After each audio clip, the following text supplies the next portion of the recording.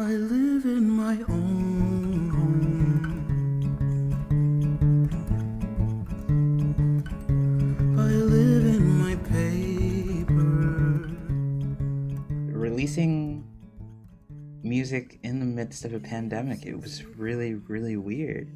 Um, and it was also an interesting experience because like Give or Taker is my debut, and so it came out September 18th, 2020, and it was recorded throughout most of 2019, and it was also in 2019 that I signed to the label that released Give or Taker, and they're called Father Daughter Records. And Boston started shutting down COVID wise in like March, and March of 2020. So I messaged them in like March, and I was like, "Hey, are we still dropping this album? You know, like what's gonna happen?" Because everything, all the shows were getting canceled, like vinyl plants were like shutting down and stuff. And I was like, "Hey, so just wanted to check in and see what's up with the album." They were like, "Yeah, we're definitely releasing it. Like, it's coming out on the day we said it was going to." I was born in West Virginia, but I grew up in Dallas, um, and my family is really musical. So yeah, all my siblings, like my sisters, sing. My little brother sings, and he plays a bunch of instruments.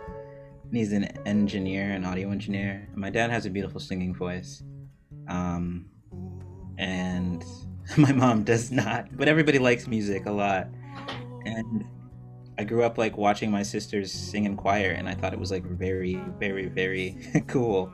So when I was old enough, I joined choir, and when I was like 10, I started playing guitar. And when I was like 18, I moved to Boston for school, and I started writing songs at age 18 and like playing open mics in Boston. And I've kind of just been writing and performing in Boston for the last like, yeah, 10 years now.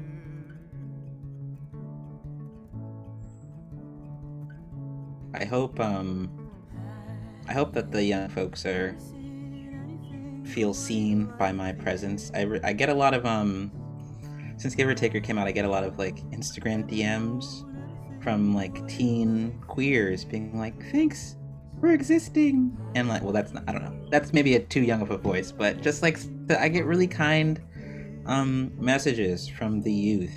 And I remember being a queer teen, and it was like really hard.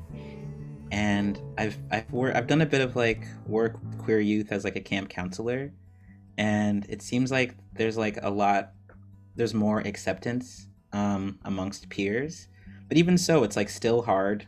Obviously, it's very hard being a teenager. It's rough being a queer person, and so I'm happy to be like a visible queer musical presence for folks who need it. My I guess my dream, which is probably pretty cheesy, is just to be able to have the capacity for like to reach as many folks as possible through music, and to like provide that comfort and or space and or groove to anybody who wants it.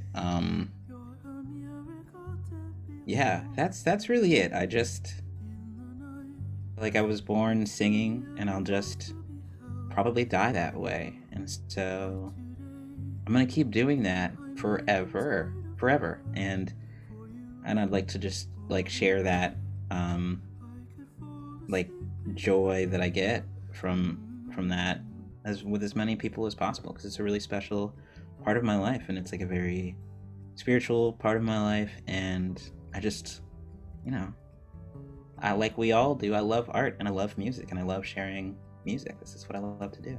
Sing to me, Mother's grace. Give to me, Mother's trust. I've never seen